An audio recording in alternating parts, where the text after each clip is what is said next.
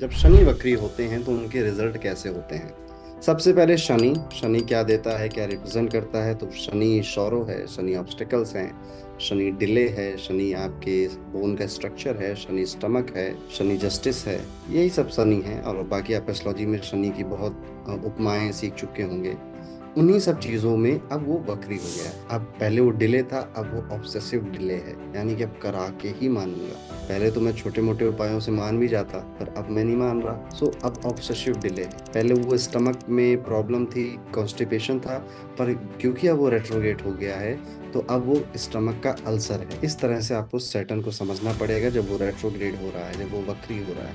वक्री planets horoscope में होना, समझ जाइए कि उस हाउस में जहां पर वो बैठे हैं और जहां पर उनका आस्पेक्ट जा रहा है, स्पेशली अगर जहां पे आस्पेक्ट जा रहा है और वो हाउस वैकेंट है, खाली है, तो इनका प्रभाव उस हाउस पर भी रहेगा जिस पर इसकी दृष्टि जा रही है। रेट्रोग्रेड प्लेनेट अगर एक्सॉल्टेड है तो ये चीज समझ जाइए कि वो और ज्यादा अब एक्सॉल्टेड के रिजल्ट्स आपको देगा। डेबिलिटेड है तो और ज्यादा डेबिलिटेड के रिजल्ट देगा, क्योंकि अब वो ऑब्सेसिव हो चुका है। कंबस्ट है तो और ज्यादा ऑब्सेसिव नेचर में कंबस्ट के रिजल्ट देगा। तो एक ही इस चीज से अब आप क्रिएटिविटी अपनी अपना कर सैटर्न के रिजल्ट्स को समझ सकते हैं। फॉर एग्जांपल, अगर सैटर्न फर्स्ट हाउस में आपका बैठ जाता है, तो फर्स्ट हाउस का जो सैटर्न है, रेट्रोगेट सैटर्न, यहाँ पर आपको बहुत डिले से आपके काम पूरे होंगे। बहुत ज्यादा आप अपनी सेल्फ इमेज को लेकर चिंतित रहेंगे। इवन आपकी सेल्फ इमेज बहुत ज्यादा बेटर बन भी नहीं पाएगी। आपकी सेल्फ इमेज पता है कैसी बनेगी? ऐसा शनि है। शनि है धीरे धीरे ओल्ड। हो सकता है आपको पुराने गाने सुनने का शौक हो, पुराने एक्टर्स आपको पसंद आते हो, पुरानी पुरानी चीजें जैसे कि हिस्ट्री का सब्जेक्ट, डॉक्यूमेंट्रीज, वर्ल्ड वॉर के बारे में पढ़ना, इस तरह की चीजें आपको समझ में आएंगी। तो आपके नेचर में सैटर्न रेट्रोगेट होकर आएगा। और क्योंकि ये फर्स्ट हाउस में रेट्रोगेट सैटर्न है, दैट इज वाई ये भी पॉसिबल है कि आप ना नए जो चेंजेस आते हैं उनको अडॉप्ट करने में घबरा रहे हैं, या फिर आपके अपने रीजनिंग है कि मैं इसको अडॉप्ट नहीं करूंगा। डिले होंगे काम, और काफी इंपॉर्टेंट काम आपके लाइफ में डिले होते चले जाएंगे। और यहाँ पर ये भी देखा जाता है कि आप एक डिसिप्लिन लाइफ जीने की बहुत कोशिश करेंगे कि मेरी लाइफ बहुत ऑर्गेनाइज हो, बहुत डिसिप्लिन्ड हो। बट वो लाइफ हो नहीं पा रही है आपकी ऑर्गेनाइज, वो बार बार उसमें ब्रेक आ रहा है। और जैसे ही आप 28 की एज के पास जाएंगे और 28 30 की एज के ऊपर जाएंगे, तो स्टमक से रिलेटेड ऑपरेशन हो जाना, स्टमक से रिलेटेड मेजर इश्यूज आपके बने रहना, ये भी सैटर्न रेट्रोगेट यहाँ पर दिखाता है। फर्स्ट हाउस का सैटर्न रेट्रोगेट ज्यादा असर आपको तब देगा जब वो उसकी दशा चक्र चलेगा, महादशा हो या अंतरदशा उसकी चल जाएगी, तब ये आपको ज्यादा परेशान करेगा। और साथ ही साथ नॉर्मली जो मैंने रिजल्ट अभी बताया, ये भी फर्स्ट हाउस का सैटर्न आपको देगा। फर्स्ट हाउस का सैटर्न है, इसका आस्पेक्ट सेवंथ हाउस पे जाएगा। और अगर सेवंथ हाउस वैकेंट है, खाली है, तो ये अब बताइए, आप ये डिले का प्लेनेट है, अभी शादी में कितनी डिले कराएगा ये इवेंचुअली। देखिए, सैटर्न कभी डिनाइल की बात करता नहीं है, लेकिन डिले जो पहले 5 साल का था, अब ये 15 साल का डिले हो सकता है। यानी अब आपकी शादी होने में बहुत ज्यादा लेट हो सकता है, बहुत ही ज्यादा लेट। यानी आप 40 की ईयर पे, 40 की एज में, 44 की एज में भी पहुंच जाएं और आपकी शादी ना हो रही हो, रेट्रोगेट सैटर्न फर्स्ट हाउस में हो, तो कोई बहुत बड़ी बात नहीं है। यही सेम रिजल्ट आपको मिल सकता है जब रेट्रोगेट सैटर्न फिफ्थ हाउस में बैठा हो। और यही सेम रिजल्ट आपको मिल सकता है रेट्रोगेट सैटर्न सेवंथ हाउस में बैठा हो या 10th हाउस में बैठा हो। क्योंकि फिफ्थ हाउस से वो तीसरी दृष्टि सातवें घर पे डालेगा, सेवंथ हाउस में बैठ के ही वहां पे काम करेगा। और 10th हाउस से वो अपना 10th एस्पेक्ट सेवंथ हाउस पे डालेगा, और रेट्रोगेट है वो और सेवंथ हाउस खाली है। ये कंडीशन वहां पे अप्लाई होगी। अनलेस अनटिल जुपिटर का एस्पेक्ट पड़ जाए तो बच जाओगे आप। जुपिटर का एस्पेक्ट नौमांश में भी पड़ जाए तो भी बच जाओगे आप, या फिर आपके लग्न चार्ट में पड़ जाए तो भी आप बच जाएंगे, तो भी आप सेफ हो जाएंगे यहाँ पर। तो ये वो रिजल्ट हैं जो कि आपको फर्स्ट हाउस सैटर्न में रेट्रोगेट की कंडीशन में मिल सकते हैं। अब सैटर्न को रेट्रोगेट करते हैं सेकंड हाउस में। सेकंड हाउस में जैसे सैटर्न रेट्रोगेट होगा तो सेकंड हाउस की जो चीजें होती हैं, उनमें इसका ऑब्सेसिव नेचर, उनमें लड़ाइयाँ, उनमें फाइट देखने को मिल सकती है। जैसे कि आपको बोलने में तकलीफ होना, गले की प्रॉब्लम होना, या फिर आप कब कम बोलना है, कब ज्यादा बोलना है, इसमें आप फर्क नहीं कर पा रहे हैं, क्योंकि सेकंड हाउस वाणी का घर है, आवाज का घर है। ईटिंग हैबिट्स बहुत ऑब्सेसिवली खराब हो जाना, या बहुत ही ज्यादा ऑब्सेसिव होकर सेलेक्टेड चीजों के ऊपर परेशान होना कि ये नहीं मिला तो अब मैं खाऊंगा ही नहीं, भूखा मर जाऊंगा। फैमिली में इश्यूज होना, फैमिली में सौरो होना, दुख होना, ये भी सेकंड हाउस वक्री सैटर्न के रिजल्ट हो सकते हैं। इसके अलावा सैटर्न अगर सेकंड हाउस में वक्री हो जाता है तो पैसों को लेकर भी प्रॉब्लम देता है। बहुत ज्यादा मनी के sources, multiple money income sources create ना कर पाना, उनमें से एक प्रॉब्लम है। साथ ही साथ अपने पैसों को मैनेज कर ना पाना, लॉस कर देना मनी का, ये भी एक सैटर्न रेट्रोगेट का यहाँ पर एक रिजल्ट आप मान सकते हैं। Second house James and jewellery का काम होता है, लेकिन अगर रेट्रोगेट सैटर्न यहाँ पर बैठा है तो आपको एक्सपोर्ट करना चाहिए जेम्स एंड ज्वेलरी का। In spite of opening a retail store, export आपको ज्यादा फायदा दे जाएगा, ज्यादा आपको आनंद दे जाएगा। सैटर्न रेट्रोगेट सेकेंड हाउस में अ, जैसे सेकेंड हाउस कलेक्शन का भी होता है ना, कई चीजों को कलेक्ट करने का शौक होता है कईयों को। तो सैटर्न अगर रेट्रोगेट है तो बचपन में हो सकता है आप पोस्ट के जो स्टैम्प होते थे वो कलेक्ट कर रहे हो, या फॉरेन करेंसी कलेक्ट करने का शौक हो, किसी भी तरह की अजीब सी चीज को कलेक्ट करने का आपको शौक हो सकता है। बचपन में हम जैसे पोकेमॉन के कार्ड्स कई बच्चे कलेक्ट करते हो, क्या पता आपके पास आज भी वो पड़े हो। सैटर्न सेकंड हाउस में, अच्छा सैटर्न बालों को भी रिप्रेजेंट करता है, उसका एक इनहेरेंट नेचर है बाल और आपके शूज। तो ऐसा हो सकता है कहीं भी हॉरोस्कोप में अगर सैटर्न रेट्रोगेट है तो आपके बाल अजीब से हों, आपके बाल एक तरह से सेट नहीं हो पा रहे हों, बालों को लेकर आप प्रॉब्लम फेस कर रहे हों, सैटर्न रेट्रोगेट की एक कंडीशन है। साथ ही साथ सैटर्न शूज भी हैं, तो आपको बिल्कुल अलग तरह के जूते पसंद है। जैसे लोगों को नॉर्मल जूते पसंद है, पर आपको जूते पसंद है जिसमें दुनिया भर के कलर हो, दुनिया भर के रंग हो, या फिर किसी पर्टिकुलर ब्रांड का नाम लिखा हो। इस तरह से आपकी शूज की, वॉलेट की और आपके हेयर की जो कंडीशन है वो बिल्कुल ऑड हो सकती है, बिल्कुल अलग हो सकती है। सैटर्न रेट्रोगेट सेकंड हाउस में कुछ इसी तरह के रिजल्ट देता है। और इसके बाद हम आगे बढ़ते हैं और समझते हैं कि अगर सैटर्न रेट्रोगेट हो जाए थर्ड हाउस में आपके। अब थर्ड हाउस आपका होता है डॉक्यूमेंटेशन का, आपका जितने भी कागजात होते हैं उनका होता है, आपके हार्डवर्क का होता है थर्ड हाउस। साथ ही साथ थर्ड हाउस आपके सिबलिंग्स का है, थर्ड हाउस आपके नेबर का है, पड़ोसी का। थर्ड हाउस आपकी छोटी छोटी यात्राएं हैं। अब सैटर्न यहाँ पे रेट्रोगेट हुआ है तो इन सब चीजों को ऑड कर देगा, इन सब चीजों को थोड़ा सा अजीब कर देगा और थोड़ा ऑब्सेसिव बनाएगा आपको। जैसे कि हो सकता है कि आप डॉक्यूमेंटेशन को या पेपर वर्क को लेकर बिल्कुल ऑब्सेसिव नेचर रखते हो, यानी कि आप जो ये कह रहे हो ना मुझे पेपर में लिख के मिलेगा।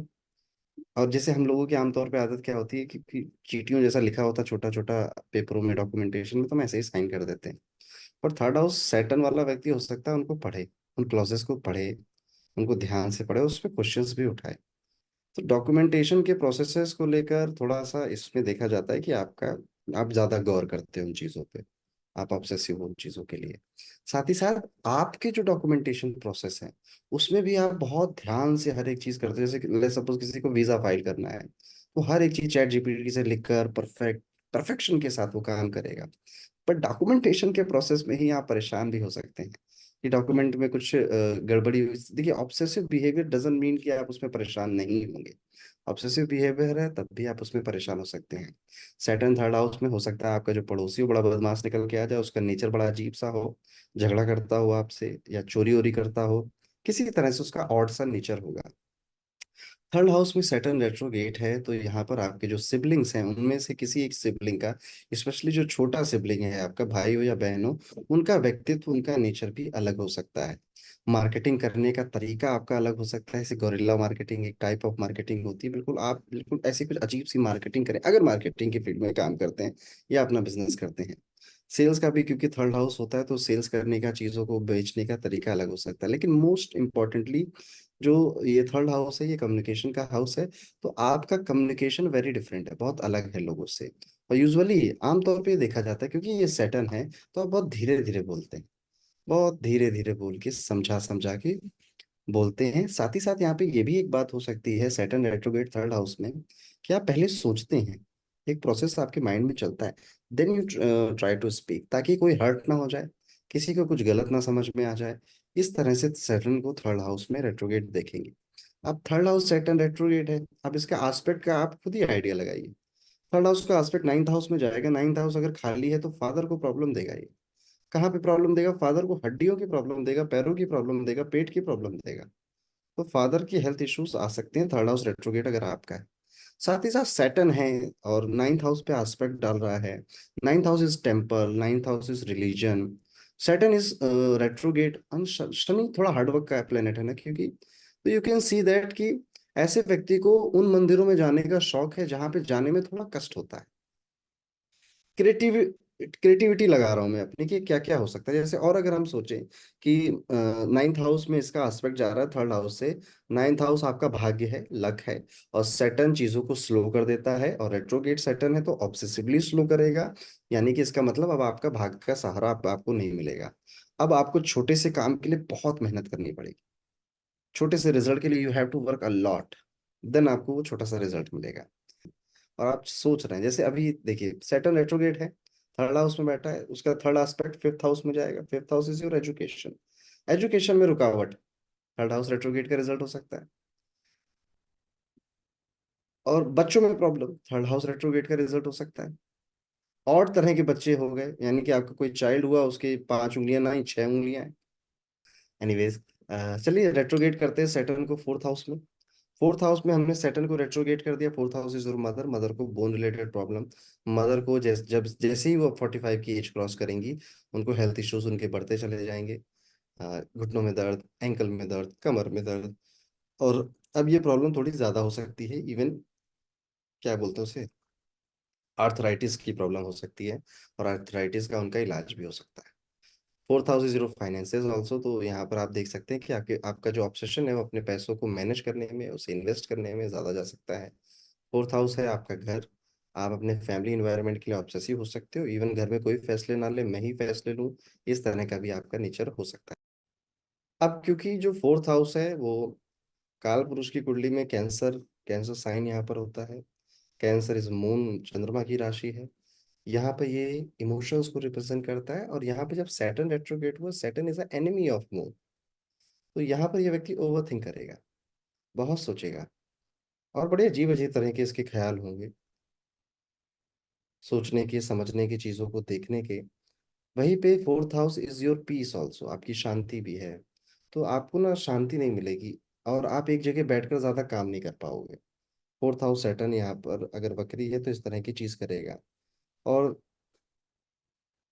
क्योंकि fourth house is your home actually, आप जहाँ रह रहे हैं, जहाँ पे आपने जन्म लिया है, वहां पे हो सकता है कि नाला आसपास हो, कोई गंदा सा नाला बह रहा हो, क्योंकि सेटन है ना, सेटन को इससे हम देख सकते हैं। और नाला मैंने इसलिए बोला क्योंकि ये फोर्थ हाउस है, ये चंद्रमा का घर है, लिक्विड है। तो लिक्विड, गंदा लिक्विड क्या होता है, नाला होता है। कोई लेक हो सकती है।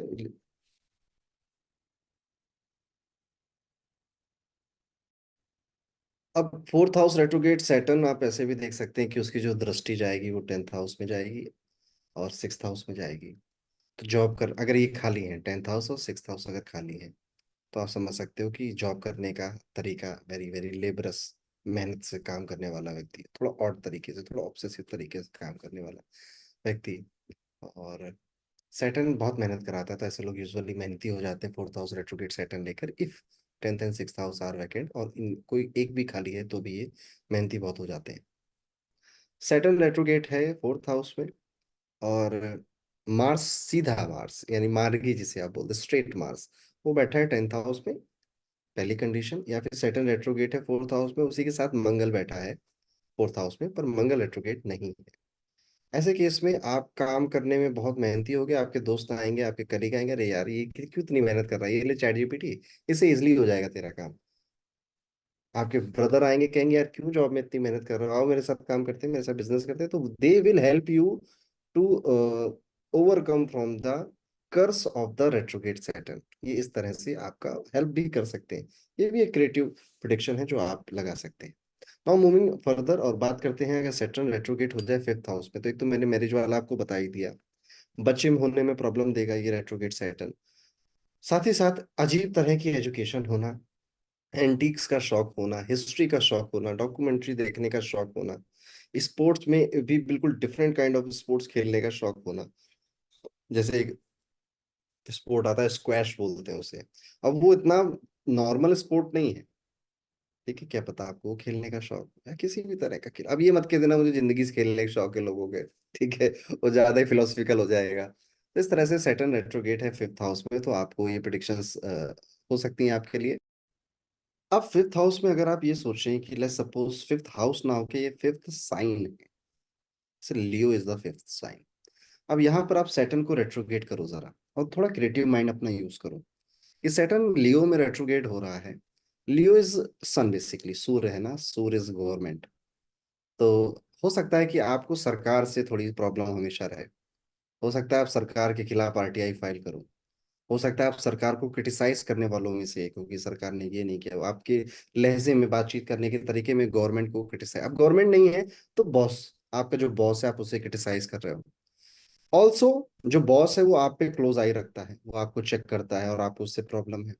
आपका जो काम करने का वर्क प्लेस है, वर्क एरिया है, वो बड़ा ऑड हो सकता है, बड़ा अजीब हो सकता है। जैसे कि आपका बाथरूम के पास आपका केबिन है, आपका वाटर कूलर के पास आपका केबिन है, आपका केबिन आपके बॉस के जस्ट इस तरह की पोजीशन में हो कि आप भी को देखे हमेशा।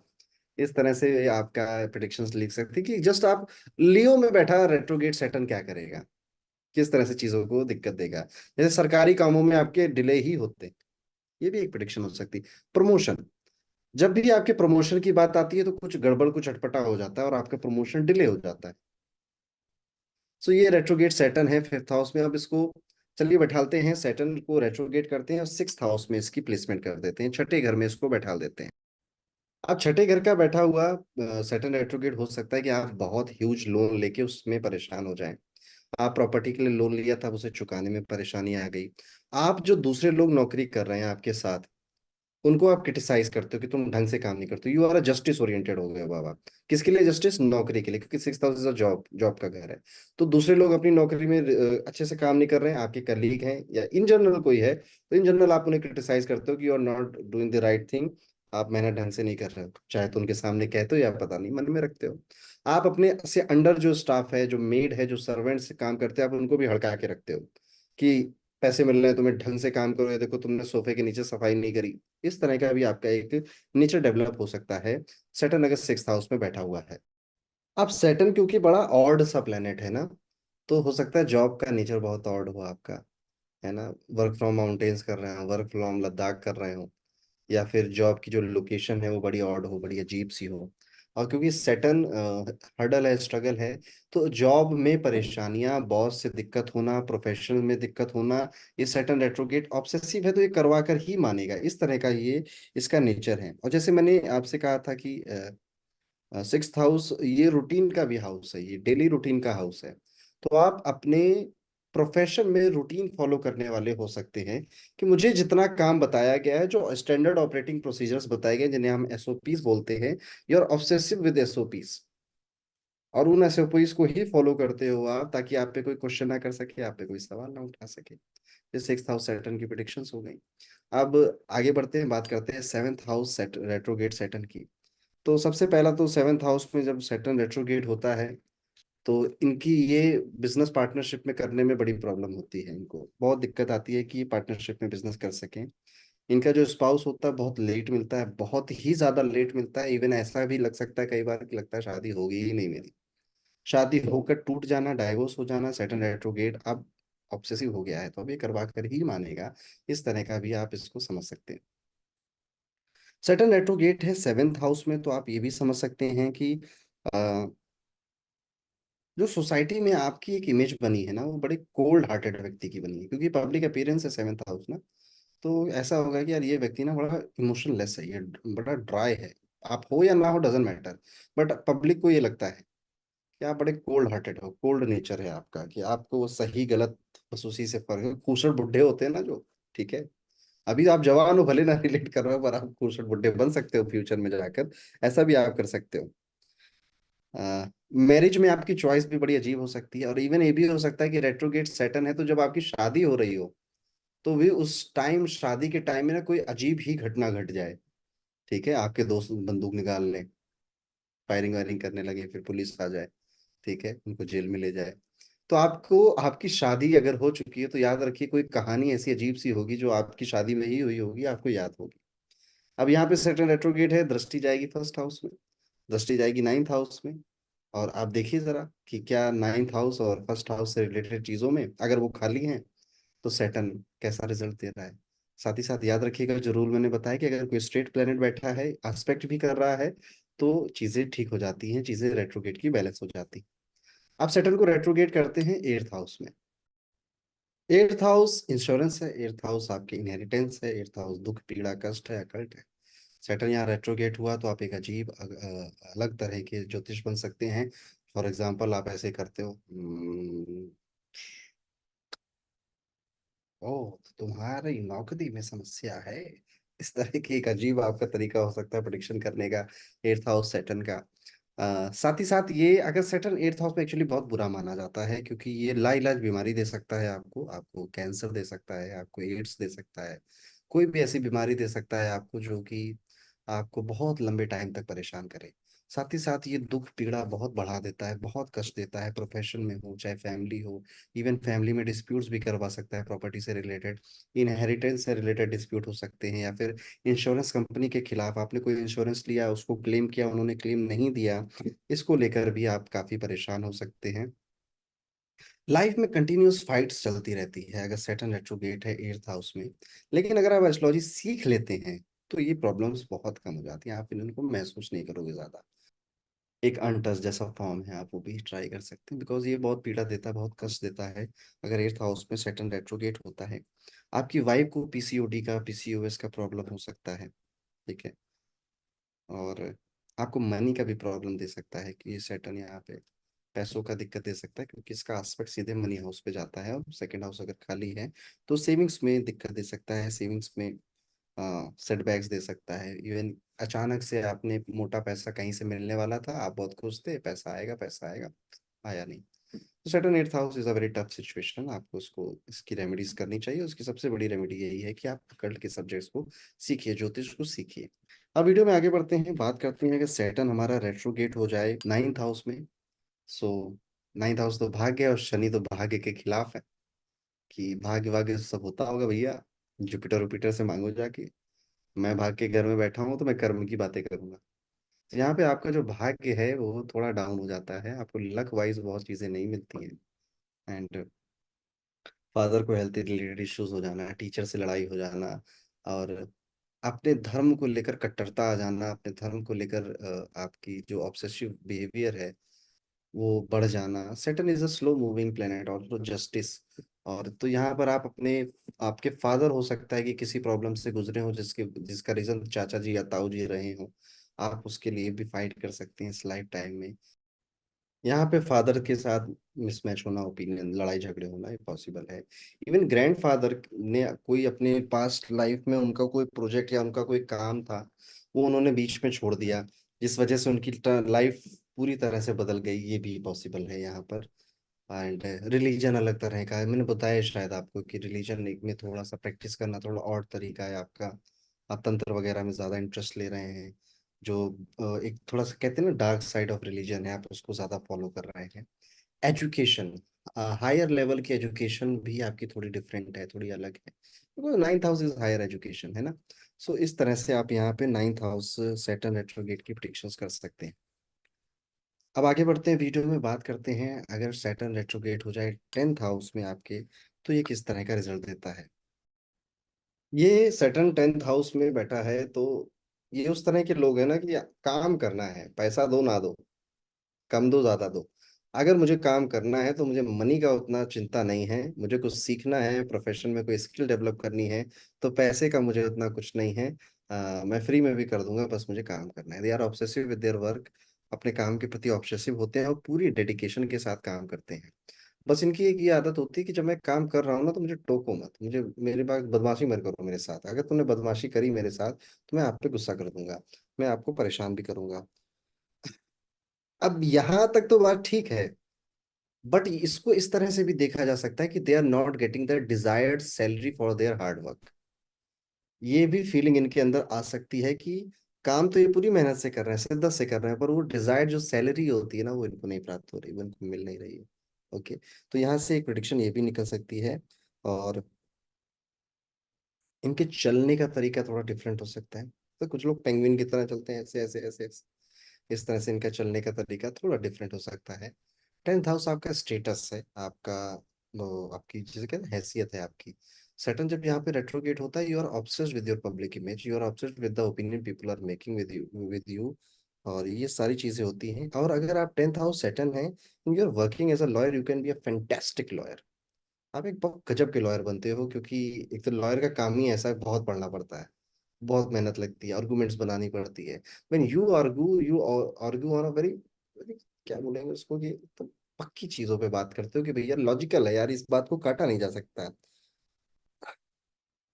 साथ ही साथ सैटर्न रेट्रोगेट हो, किसी भी तरह से किसी बेनिफिक प्लेनेट का एस्पेक्ट पड़ जाए या कोई बेनिफिक प्लेनेट साथ में बैठ जाए यहाँ पे, तो ऐसे लोग चीजों को ऑटोमेट करने में बहुत बिलीव करते हैं। ये नई नई टेक्नोलॉजीज को सीखना, चैट जीपीटी हो गया, एआई हो गया, पीपीटी कैसे एआई से बना सकते हैं, everything they are very obsessed with to automate their businesses, and they eventually do it. ये अंत में कर ही देते हैं इस काम को। सैटर्न रेट्रोगेट यहाँ पर होता है तो देयर इज अ एक चीज यहाँ पर मैंने नोटिस करी है कि जिंदगी आपको ना कई मौके देती है कि आप अपनी जो एक्सपर्टीज है, आपकी जो स्किल्स है, आप उसे लोगों के साथ शेयर कर सके। इवन प्रोफेशनल एरिया पे मंच भी देती है आपको, पर आप शर्मा जाते हैं, आप घबरा जाते हैं, आप उसे शेयर नहीं करते, जिसका आपको बाद में दुख होता है। 34 की एज से पहले देर इज अ पॉसिबिलिटी कि आपने कोई एक फैसला बड़ा गलत लिया था जिसका रिग्रेट आपको आज भी है। 34 के बाद आप ऐसा गलती नहीं करते, यूजुअली गलत फैसले नहीं लेते। तो ये सैटर्न आपका रेट्रोगेशन का रिजल्ट हो सकता है आपके 10th हाउस में। अब बाकी एस्पेक्ट्स का आप खुद लगाइए, थोड़ा तो गणित लगाइए, क्या क्या रिजल्ट हो सकता है एस्पेक्ट का। क्रिएटिव माइंड को अपने ओपन करिए। Now moving to the Saturn retrograde in 11th house. 11th house desire का हाउस है, 11th हाउस इनकम का हाउस है, गेन्स का हाउस है, आपके रिलेटिव्स हैं, फ्रेंड्स हैं। सैटर्न जब यहाँ पे रेट्रोगेट हो जाता है, सैटर्न यहाँ पे रेट्रोगेट होकर कई तरह की चीजें देता है। ये सैटर्न रेट्रोगेट भी इसको मैं कह सकता हूँ ना बहुत अच्छा है ना बहुत बुरा है। यहाँ पे आपके जो डिजायर्स हैं वो बिल्कुल अनऑर्थोडॉक्स, बिल्कुल अलग है, और उन डिजायर्स को लेकर आप बिल्कुल ऑब्सेसिव। फॉर एग्जाम्पल, मुझे वाइफ चाहिए जो कि 7 फुट की होनी चाहिए, ये आपका डिजायर है, आप भागते हो उसके पीछे। मुझे बिजनेस ही करना है और मैं जॉब कभी नहीं करूंगा, हो सकता है इस तरह की अजीब से आपके अनऑर्थोडॉक्स नेचर हो, आपके विचार हो और आप उन पे मानते हो। देखा गया है कि ऐसे लोगों को ना हड्डी चटकाने की बड़ी आदत होती है, ठीक है, या तो आपको आदत है या आपके फादर को बड़ी आदत होती है हड्डी चटकाने की। ये बस एक ऑब्जर्वेशन चीजें हैं जो मैं आपको बता रहा हूँ। ऑल्सो यहाँ पे आपके जो ग्रैंड फादर हैं वो, उनकी लाइफ में बहुत ट्रैवल इन्वॉल्व रहा हो, वो बहुत बार लोकेशन चेंज कर कर कहीं गए हों, वहाँ पे करियर शुरू किया हो। आपको पास जो आपका स्पाउस है वो बिल्कुल अलग नेचर का है, वो भी बड़ा बच्चों से बहुत ऑब्सेसिव है, आपसे बहुत ज़्यादा अटैच्ड है। आपके फादर को हेल्थ इश्यूज यहाँ पे नज़र आते हैं। साथ ही साथ यहाँ पे आपको भी स्टमक की प्रॉब्लम, क्योंकि 11th हाउस पे तो थर्ड एस्पेक्ट फर्स्ट पे जाएगा, आपको स्टमक की प्रॉब्लम, हेल्थ की प्रॉब्लम हो सकती है। आंखें बचपन में कमजोर हो सकती हैं आपकी। यहाँ पर भी मैं कहूँगा कि बालों का आपको एक बाल छोटे रखने का यहाँ पे शौक होता है यूजुअली लोगों को। 11th हाउस सैटर्न वक्री है यहाँ पे। सो एक टाइम के बाद आपके दोस्त ज्यादा रह नहीं जाते, आप अकेले हो जाते हो, और आपकी वजह से दोस्तों का बड़ा फायदा हुआ होता है, आपकी जो फ्रेंड सर्कल है उनका बड़ा लाभ हुआ होता है। कमाओ आप, मौज करे दुनिया। ठीक है, ये सैटर्न रेट्रोगेट है 11th हाउस की डेफिनेशन।